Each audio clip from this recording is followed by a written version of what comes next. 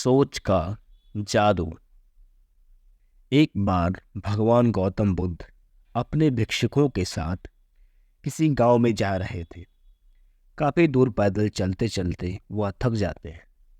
तब एक भिक्षुक कहता है, गुरुजी, क्या हम आराम कर सकते हैं? महात्मा बुद्ध जी कहते हैं, हाँ बिल्कुल। महात्मा कहते हैं, वो देखो, उस पेड़ के नीचे आराम करते हैं।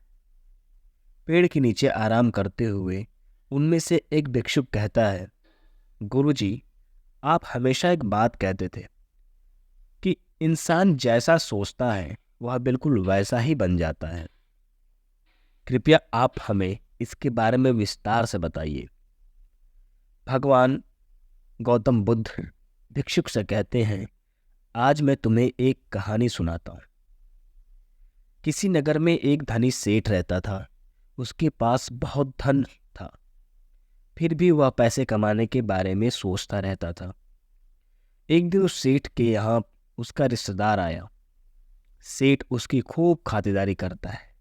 वे दोनों आपस में बैठकर बातचीत करते हैं।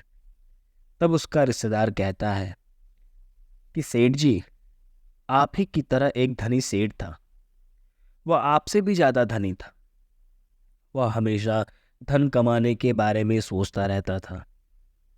सेठ उससे पूछता है, तुम था क्यों बोल रहे हो? रिश्तेदार कहता है, मैं था इसलिए बोल रहा हूं क्योंकि वह अब जीवित नहीं है, वह मर चुका है। वह सेठ बेचारा धन कमाते कमाते भूल गया था कि मृत्यु भी कोई चीज है। सेठ पूछता है, क्यों, क्या हुआ? कुछ तो कारण होगा। रिश्तेदार कहता है, कारण तो कुछ नहीं है, अचानक से बुलावा आ गया था इसलिए वह मर गया। सेठ कहता है, ऐसे कैसे बुलावा आ गया? कुछ बीमारी तो रही होगी तभी मर गया होगा। रिश्तेदार कहता है, बीमारी कुछ नहीं थी, अचानक ही मर गया। सेठ उसकी बातें सुनकर हैरान रह जाता है, क्योंकि वह अब तक सोचता था कि मृत्यु सिर्फ बीमार होने पर या बुढ़ापा आने पर ही आती है। अगले दिन वह रिश्तेदार चला जाता है, लेकिन सेठ के लिए बहुत बड़ी समस्या छोड़ जाता है। सेठ सोचता है कि वह अभी जवान तो है, पर उसे भी मृत्यु आ सकती है। सेठ पहले धन कमाने के बारे में सोचता रहता था, लेकिन अब हर पल मृत्यु के बारे में सोचता रहता था कि कहीं वह मर न जाए।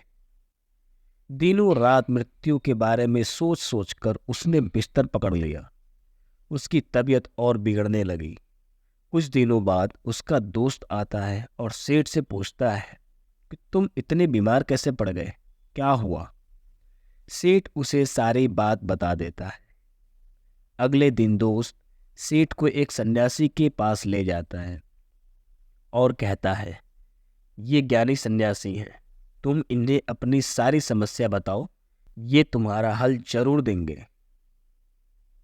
सेठ सन्यासी कहता है, गुरुजी, मैं अभी मरना नहीं चाहता, मैं जीना चाहता हूँ। मुझे डर है कि कहीं मैं मर ना जाऊं।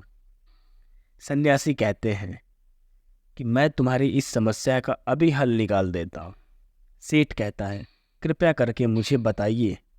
सन्यासी कहते हैं, मैं तुम्हें एक मंत्र बताता हूँ।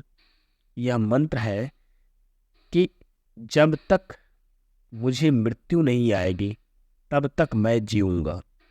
तुम रोज 7 दिनों तक अपने मन में और बाहर इस मंत्र को बोलना और 7 दिनों बाद मेरे पास आना। 7 दिनों बाद सेठ सन्यासी के पास हंसते हुए जाता है और कहता है, गुरुजी, धन्यवाद, मैं आपके इस मंत्र से ठीक हो गया हूँ।